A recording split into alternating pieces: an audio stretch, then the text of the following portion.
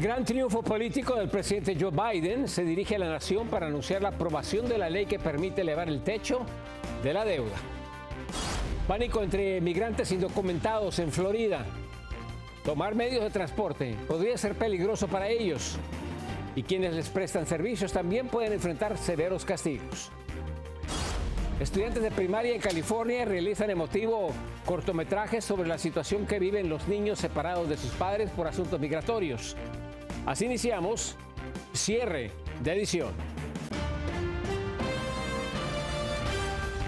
Muy buenas noches, bienvenidos a cierre de edición. Les informa José Armando Ronstadt. Iniciamos con el mensaje del presidente Joe Biden a la nación tras conseguir la aprobación en el Senado del acuerdo bipartidista del techo de la deuda. Desde Washington, Alfredo Miranda con toda la información.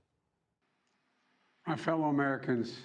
El presidente Joe Biden emitió un mensaje a la nación desde la oficina oval de la Casa Blanca en el que destacó la importancia de la aprobación del proyecto de ley que evitó las desastrosas consecuencias de ingresar en mora de su deuda fiscal.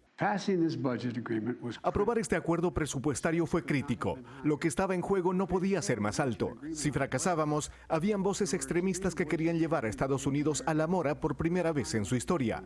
Nada habría sido más irresponsable y catastrófico. Dijo que la economía habría entrado en recesión y que las cuentas de jubilación de millones de estadounidenses habrían sido diezmadas, millones habrían perdido sus trabajos, entre otras consecuencias.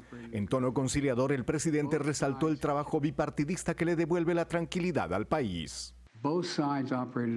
Ambos lados han actuado de buena fe y mantuvieron su palabra. También quiero felicitar a otros líderes del Congreso, el líder de la minoría Jeffries, el líder de la mayoría en el Senado, el senador Schumer, el senador McConnell, líder de la minoría en el Senado. Ellos actuaron responsablemente y pusieron el bien del país por encima de la política. No puede decir que Joe Biden, que prometió que iba a devolver el bipartidismo a Washington y muchos se burlaron de él, lo ha logrado de nuevo. Hizo un histórico acuerdo bipartita para invertir en la infraestructura, más de $1 trillón, algo que Trump había prometido y no logró. Biden lo logró de forma bipartita y ahora salvó la economía también de forma bipartita, y yo creo que esas son buenas noticias para el país. El presidente dijo que las partes no lograron todo lo que aspiraban, pero que el resultado es de beneficio para el país. Hemos evitado una crisis económica, un colapso económico. Estamos recortando el gasto y reduciendo el déficit al mismo tiempo. Estamos protegiendo prioridades como el Seguro Social, Medicare, Medicaid, a los veteranos y nuestras inversiones en infraestructura y energía limpia. Aunque muchos esperaban que Biden utilizara la ocasión del discurso para promulgar la ley aprobada en el Congreso, se espera que lo haga el día de mañana. Desde Washington, Alfredo Miranda, Noticias Estrella TV. Y a pesar de sus victorias políticas, parece que esta no es la semana del presidente Joe Biden. Tan solo unas horas después de su caída en el evento de graduación de la Fuerza Aérea, el presidente tuvo otro incidente. Se golpeó en la cabeza saliendo del helicóptero delante de los reporteros que lo esperaban. Aunque no presentó lesiones de gravedad, el presidente se frotó la cabeza como posible síntoma de dolor. El 1 de julio en la Florida va a entrar en vigor la dura ley antimigrante impuesta por el gobernador DeSantis, y una de las grandes preocupaciones es el transporte de inmigrantes indocumentados. Anthony Belche desde Miami nos explica. Transportar a un indocumentado a Florida podría acarrear hasta 15 años de prisión a partir del 1 de julio, cuando entrará en vigor la ley SB 1718 del gobernador Ron DeSantis. Es el punto más polémico y preocupante para muchos indocumentados, también residentes legales y ciudadanos, porque podrían ser acusados de felonía. No puedo andar ni siquiera en un Uber porque está el temor de que el Uber no te quiera llevar, porque mucha gente desconoce realmente lo que implica la ley. La ley solo se limita a indicar que se castigará penalmente a quienes transporten indocumentados hacia el estado de Florida. Lo que penaliza la ley es que tú estés entrando a alguien a la Florida de forma ilegal. Que una persona que no tenga estatus, suponiendo fuiste a buscar a tu tío, lo fuiste y lo trajiste de Texas para acá. Estos días muchos despachos de abogados están recibiendo numerosas llamadas de personas, tanto indocumentadas como residentes legales, preocupadas por el alcance de este punto, el que tiene que ver con el transporte de personas sin papeles. Los abogados admiten que hay mucha confusión. No sabemos cómo al final del día qué tan estrictos van a ser los policías qué tan estricto van a querer aplicar esta ley. Ante tal desconocimiento, Jesse imprimió unas tarjetas para educar a la comunidad sobre la ley y saber qué hacer ante un agente. Siempre que te detengan, lo primero que tienes que decir, tengo derecho a permanecer callado, está en inglés también para que el oficial lo sepa. También recomiendan asesorarse bien legalmente, sobre todo por todas las dudas que hay en torno a esta ley. Desde Miami, Florida, Anthony Belchi, Noticias Estrella TV. Pasamos ahora a información desde México, en donde un grupo de migrantes rusos obligaron a las autoridades fronterizas de Estados Unidos y de México a cerrar el puente internacional conocido como Puerta de las Américas. Esto cuando intentaban ingresar de manera irregular al suelo americano. Abisaí Rubio desde Tamaulipas con más detalles. Un grupo de migrantes rusos intentaron cruzar a la fuerza hacia Estados Unidos por el puerto de Nuevo Laredo, Tamaulipas y Laredo, Texas. Sin embargo, esto activó el protocolo del cierre del puente internacional número 1 Puerta de las Américas por un periodo de más de una hora, registrado la tarde de este 1 de junio. Rápidamente autoridades de ambos países se mantuvieron alerta y pudieron contener a este grupo, que al parecer no contaba con la documentación adecuada para ingresar al lado americano. Algunas personas de Rusia ahí que empezaron a discutir y bueno, se activó un protocolo de inmediato que es para el cierre de puentes en lo que revisaban los documentos y de esta manera, pues bueno, Migración, el Instituto Nacional de Migración, en coordinación con las dependencias que estuvieron aquí laborando como Guardia Nacional y Sedena. Los ciudadanos piden a las autoridades un mayor control de los migrantes tanto en México como Estados Unidos para evitar crisis humanitarias. Pues creo que está muy bien porque estén prevenidos, ¿verdad? Porque nunca se sabe. Ya ve que de repente se vienen miles y miles, o sea, no hay orden en México. No hay ningún orden de nada. Actualmente los migrantes rusos se encuentran en las instalaciones del Instituto Nacional de Migración, donde se está trabajando para apoyarlos con su situación migratoria. Al parecer, pues bueno, no traía las características que deben de ser y quisieron pasar a la fuerza, ahí hicieron alguna trifulca y de esta manera pues activar los protocolos internacionales. ¿Cuántos eran?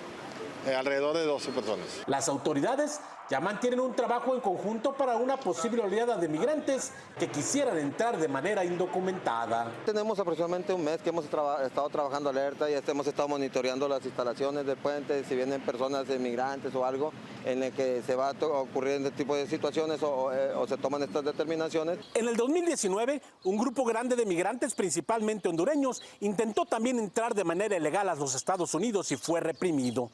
Desde Nuevo Laredo, Tamaulipas, Abisaí Rubio, Noticias Estrella TV. El día de hoy se presentó una amenaza de bomba que resultó ser falsa en la escuela primaria Robb de Uvalde, Texas.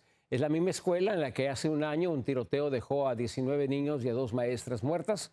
La alerta surgió luego de una llamada que apuntó a que un sospechoso supuestamente había colocado bombas y que estaba conduciendo con un rifle de alto asalto muy cerca del plantel educativo. Ante esto, las autoridades investigaron y no encontraron explosivos en el área. Vamos ahora a Queens, en Nueva York, porque un hombre que mató a un sujeto que supuestamente intentaba robarle, ahora va a enfrentar cargos por arsenal encontrado en su casa.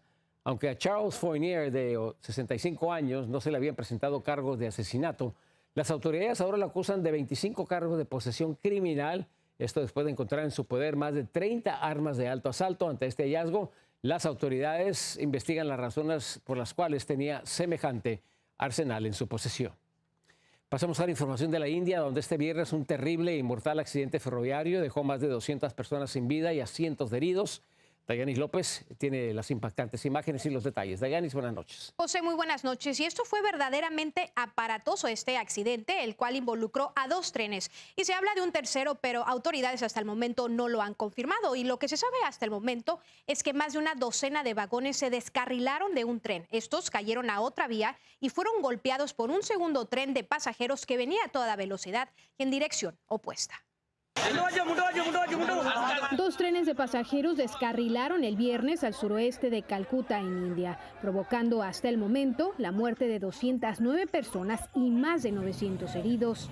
Las primeras imágenes bajo el atardecer y noche muestran decenas de cuerpos sin vida tendidos en la tierra y decenas de personas tratando de rescatar contra el tiempo entre los escombros y hierros retorcidos a algún sobreviviente.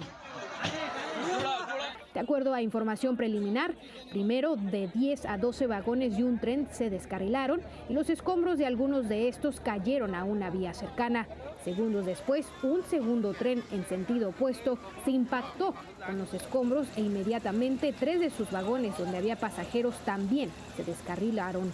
We have got information, even collector has told that there have been casualties, but then since all are busy in rescue, we have not yet counted the number, so I can't officially confirm exact number, but yes, such a violent and tragic accident. No obstante, horas después, autoridades ferroviarias no pudieron confirmar que realmente estuvo involucrado un tercer tren que transportaba carga. Aseguraron que este episodio sigue bajo investigación.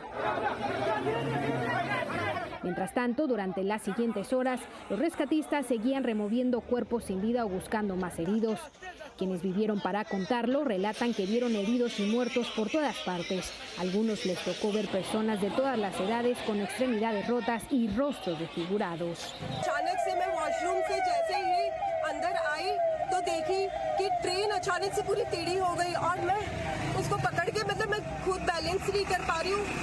De acuerdo con los oficiales, cerca de 500 policías y rescatistas con 75 ambulancias y autobuses acudieron a la emergencia. José, y en estos momentos son aproximadamente las 8 de la mañana en India y como pueden ver, pues las autoridades siguen buscando quizás sobrevivientes y quizás gente que también se encuentre muerta. Y pues con el transcurso de las horas se teme que la cifra de muertos, debido a la gravedad de las heridas y de este incidente, pues aumente el número de víctimas mortales. Regreso contigo. Qué tragedia. Gracias a Dayanis. Vamos a una breve pausa comercial. Los invitamos a que se queden con cierre de edición. Familiares de jóvenes desaparecidos en Zapopan, en México, realizan una marcha silenciosa, exigen respuestas de las autoridades. Y niños de primaria crean inspiradora historia del camino solitario de los niños migrantes hacia Estados Unidos. Imágenes y detalles al regresar. En información de Jalisco, en la República Mexicana, la Fiscalía Estatal dio a conocer que existen coincidencias entre los restos encontrados con los jóvenes desaparecidos de un call center en Zapopan. Los familiares llevaron a cabo una marcha silenciosa en espera de que las autoridades por fin les den más información. Elsa Marta Gutiérrez con el siguiente reportaje. No, ¿cómo vamos a aceptar algo que no hemos visto, que no nos consta? O sea, si yo encontrara a mi hijo, yo te voy a decir. La Fiscalía del Estado de Jalisco informó que hay coincidencias entre los restos extraídos de un barranco y las características físicas de algunos de los 8 empleados desaparecidos de 2 call centers ubicados al poniente del municipio de Zapopan. El gobernador de Jalisco, Enrique Alfaro Ramírez, informó que aún se trabaja en la zona del hallazgo y sostuvo que la identificación de los cadáveres es preliminar. No hay un proceso que se tiene que agotar, lo que hay es una identificación preliminar. Hay que esperar a que Ciencias Forenses termine los peritajes. No sé si necesariamente más cuerpos, pero hay unas zonas en las que es una barranca donde aventaron estas bolsas que contenían partes de cuerpo de estas personas, un acto de brutalidad. Este viernes, familias de las víctimas encabezaron una marcha silenciosa porque en su momento exigieron justicia. Como familia ya no tenemos más nada que decir al respecto. Nuestra labor ha concluido. En la barranca del Mirador Escondido continúa la recuperación de restos humanos.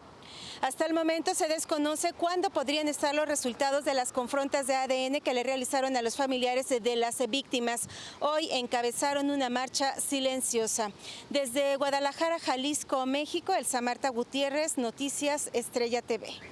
Continuamos en México, donde trabajadores de la aerolínea mexicana Volaris anunciaron paro laboral. Están exigiendo modificación a las condiciones de trabajo actuales. Aunque estos habían anunciado que el cese de actividades iniciaría este viernes, el paro se aplazó para el próximo lunes 5 de junio.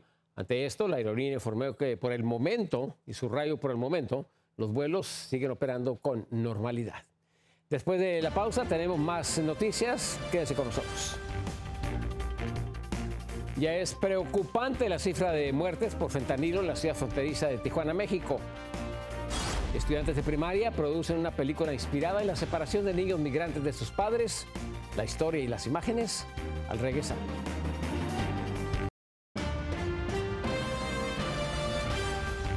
En Tijuana, Baja California, en México, crece la preocupación por el incremento de adicción al fentanilo que cobra cada vez más vidas en las calles de la ciudad fronteriza. Nuestro corresponsal Vicente Calderón nos tiene más detalles.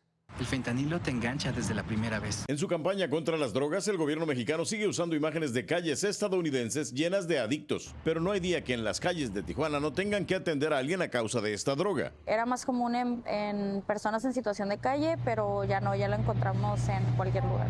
En México, la Cruz Roja es el principal respondiente de urgencias fuera de los hospitales. Y para sus paramédicos, el consumo de fentanilo no es nuevo. Lo que va del año llevamos 233 sobredosis. Es un poquito más del promedio que se llevaba el año pasado por cuatrimestre. El presidente López Obrador insiste. Nosotros no tenemos consumo de fentanilo. Y no lo tiene a nivel nacional, pero cada vez hay más ciudades donde muere gente por su consumo. La frontera norte es de las regiones más afectadas. Por lo que vemos de la situación con los Estados Unidos, no podríamos ser ajenos a esas cifras que tienen ellos.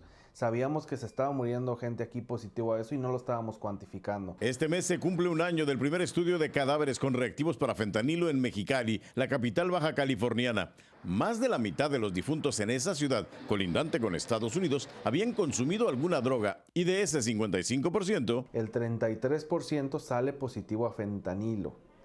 Y todavía resultó más alarmante que es la segunda droga de abuso. Por eso consideran extender el estudio en Tijuana, donde la problemática de adicciones es mayor. Hay que ver qué está pasando porque esto se vuelve en un problema incluso médico, de medicina social. Pues. Pero Baja California continúa siendo principalmente una ruta de trasiego para esta droga sintética. Aduanas y Protección Fronteriza Norteamericana informó que en el pasado año fiscal decomisaron más de 4.400 libras de fentanilo en todos los puertos de entrada del sector San Diego, lo que tendría un valor en el mercado negro de casi 120 millones de dólares. En Tijuana, Vicente Calderón, Noticias Estrella TV. Hay temor de que el estado de Chiapas puede estar al borde de una guerra civil. El movimiento indígena Ejército Zapatista de Liberación Nacional denunció que la zona se encuentra hostigada por choques entre paramilitares y narcotraficantes con supuesta complicidad de autoridades del estado y del país. Además, señalaron que la zona es un foco rojo de violencia, de terror, que pronto podría estallar. Y estudiantes de una escuela primaria en California crearon un inspirador cortometraje sobre la separación de los niños migrantes de sus padres por cuestiones migratorias. Ahora Bella Hernández nos tiene los detalles. La película Apart fue creada por estudiantes de la escuela primaria Henninger. El tema es muy familiar para varios niños en California, los obstáculos de la migración. Trabajamos con un grupo que se llama Creating Creators. Y ese grupo nos ayuda a hacer los cuentos y filmar las películas que ves ahorita. Y empezamos con las ideas que qué es lo que, cuál cuento va a resonar más con los estudiantes que tenemos aquí en Santana. De ahí surgió la idea de hacer una historia sobre la migración, separación familiar y la amistad. La pequeña escritora y productora de la película, Kaylee Arias, nos contó que se inspiró en la realidad que enfrentan muchos de sus compañeros. Escribir este cuento me dio mucha alegría y también unas veces me imaginé como si eso era a mí y me sentí un poquito triste como esto pasa de verdad. Apart cuenta la historia de un niño, Juan, y su mejor amigo. Los dos hacen lo imposible para intentar recaudar fondos para comprarle a la madre de Juan un boleto a California, quien está varada en Texas. Una historia muy similar a la de uno de los protagonistas, César Moscoso. Lo que ha pasado es que mi mamá, mi abuelita, ha querido que mi mamá pueda regresar a California y poder estar juntos. El alumno de cuarto grado y su hermano de 13 años están bajo el cuidado de su abuela. Después de un intento fallido de venir a Estados Unidos como familia, César dijo que fueron enviados solos para tener una oportunidad de una vida mejor. Apart y las demás películas exhibidas en el Cine Frida se pueden ver en el canal de YouTube de Creating Creators. Para Noticias Estrella TV, Aura B. Hernández. Una última pausa comercial. Sigan con nosotros. El dinosaurio más grande y temible del mundo se encuentra en Chicago. Al volver, te lo enseñamos. Me dicen que hay que prepararnos porque junio trae eventos astronómicos únicos. Por ejemplo, este fin de semana usted podrá disfrutar de la llamada luna de fresa. Se trata de una superluna llena de color rosa que, según la NASA, obtiene este color debido a que se ubica al lado opuesto del Sol y de la Tierra. El espectáculo se podrá disfrutar, si las condiciones meteorológicas lo permiten, en la Unión Americana y en otras partes del mundo. Y el Museo Field de Chicago va a exhibir al dinosaurio depredador más grande del mundo. Este fin de semana, el epinosaurio, así se llama, entrará en escena para sorprender a los visitantes. La réplica del esqueleto de este temible depredador semiacuático que vivió hace más de 95 millones de años será exhibido como si estuviera nadando. Y imagínense, va a colgar a unos 12 pies de altura en la sala principal del museo para darle la bienvenida a los curiosos. Interesante. En nombre de todo el equipo de Cierre de Edición, le deseamos un muy feliz fin de semana. Esperamos contar con su sintonía el próximo lunes. Muchas gracias. Buenas noches. Yo soy José Armando Ronstadt.